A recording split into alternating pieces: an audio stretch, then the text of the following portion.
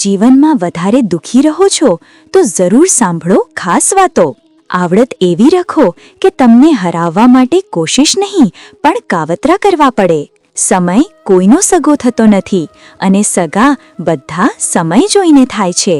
તમે એકલા રહેવાથી એટલા દુઃખી નહીં થાવ સાહેબ, જેટલા એક ખોટા માણસ સાથે રહેવાથી થશો.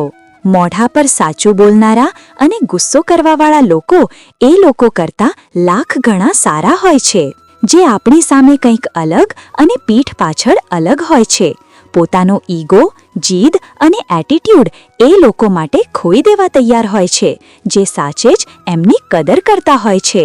જિંદગીમાં ક્યારેય હાર નહીં માનવાની સાહેબ. શું ખબર, સફળતા તમારા છેલ્લા પ્રયત્નોની રાહ જોતી હોય.